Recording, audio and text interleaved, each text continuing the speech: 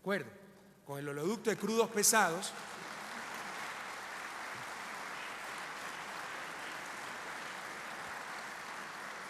antes de la reforma a la ley, antes de la ley 42 que hizo participar al Estado de las ganancias extraordinarias de estas empresas, en estos momentos, en el 2004, cuando empezó a funcionar, 2003-2004, cuando empezó a funcionar el oleoducto de crudo pesado, en promedio, en los contratos de participación, el Estado recibió apenas el 18%. ¿De qué nos servía que crezca la producción si todos se lo llevaban afuera? Nunca se olviden de aquello. Es muy fácil engañar con indicadores macroeconómicos cuando no se los sabe manejar o se tiene mala fe. Sigamos. Desglosando esta cifra entre crecimiento petrolero y no petrolero, les insisto, hasta es muy difícil hablar de producción petrolera porque el petróleo no se produce, se extrae, no genera mano de obra, no es fruto de la competitividad, sino de que Dios es grande y nos dio petróleo, ¿verdad? Desglosándolo entre sector no petrolero y petrolero, tenemos que de acuerdo a cifras conservadoras del Banco Central, otras cifras ponen este índice en más del 7%, la economía no petrolera creció en 6.7%, esa que genera empleo, esa que genera producción, esa que genera valor agregado, esa que demuestra competitividad, creció en 6.7%, que es la mayor tasa de crecimiento no petrolero desde el año 1984. Vamos a ver cuántas veces esta cifra sale en las primeras páginas de los periódicos, ¿verdad? Sigamos.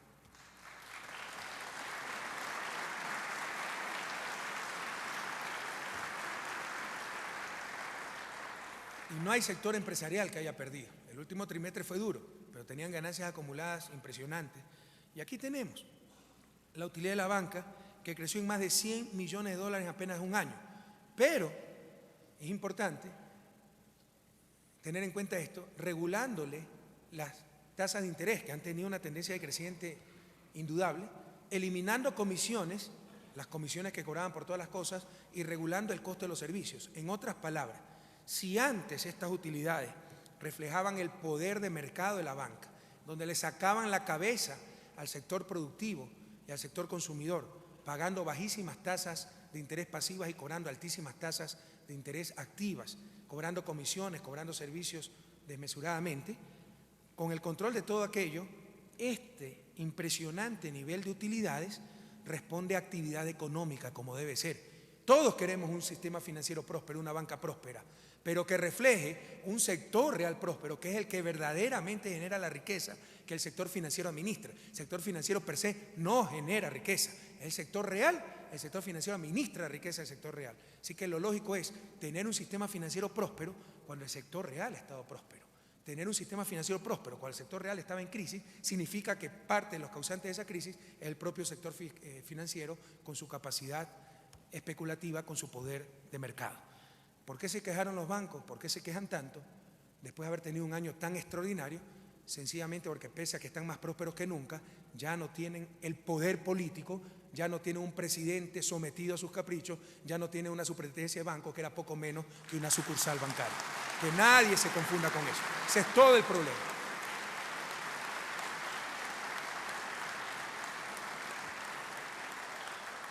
Sigamos.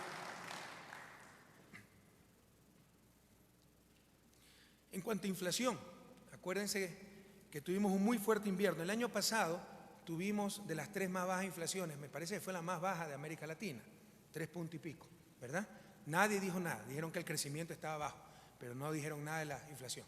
Este año hemos tenido el crecimiento más alto de los últimos 25 años en el sector no petrolero. Nadie dice nada, ahora nos dicen que tuvimos alta inflación. ¿Pero a qué se debió esa alta inflación? A un cruel invierno que nos inundó cerca de 100.000 hectáreas, destruyó cerca de 100.000 hectáreas agrícolas, afectó más de 200.000, costó 60 vidas humanas, eso fue lo más grave, ¿verdad? Y ustedes ven que las altas tasas de inflación es cuando empiezan las lluvias y en la época de mayor intensidad de dichas lluvias, cuando tuvimos hasta el 40% del territorio nacional inundado.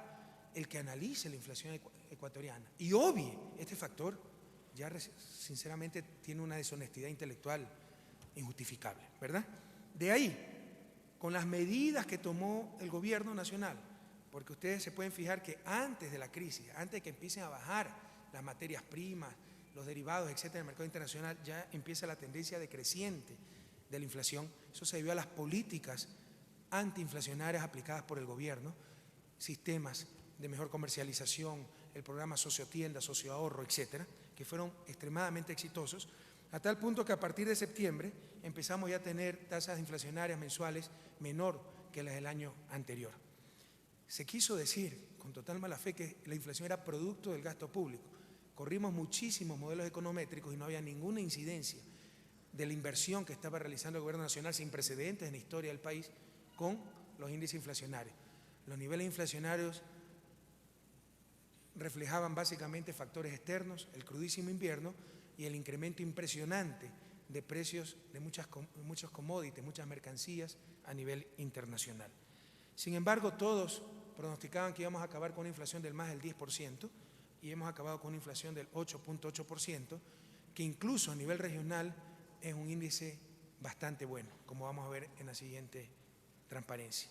Aquí tenemos el promedio de inflación de América Latina, ha sido 10.8%. Ecuador se halla, alguien dijo, tuvimos de las más altas inflaciones de América Latina, eso es falso, se halla del promedio para abajo y de la mediana para abajo, ¿no? Mediana es, bueno, es un indicador estadístico, los estadísticos me siguen, ¿verdad? Y no solo eso, sino que el 8.8% de Ecuador es muy cercano al 5.9% de Brasil, menos de 2 puntos de diferencia entre la inflación ecuatoriana y la menor inflación de la región, y Brasil no tuvo el crudo invierno que nosotros tuvimos. Si ustedes descuentan la alta inflación de los primeros 4 meses del año, producto de la temporada invernal, Ecuador acabaría el año 2008 con la menor inflación de toda América Latina, porque ahora sí hay gente verdaderamente responsable manejando las finanzas públicas y la economía nacional.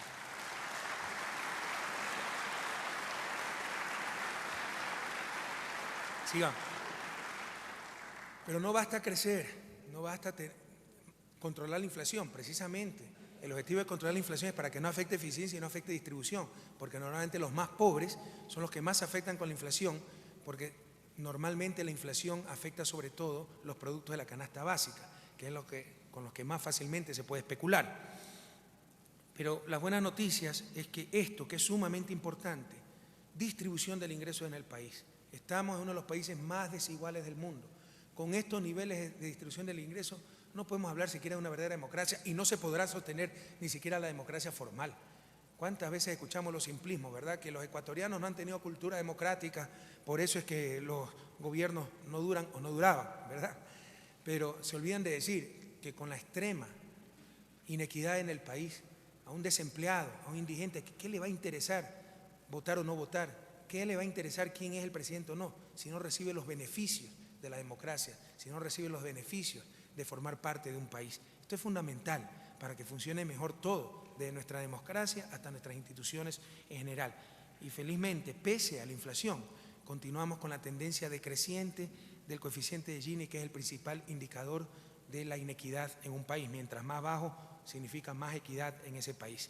Entonces sigue la tendencia decreciente y nos encontramos, pues, pese a la inflación afecta esto a niveles pues comparables con los del año 2006, ¿verdad? Pero la tendencia es claramente decreciente. Sigamos.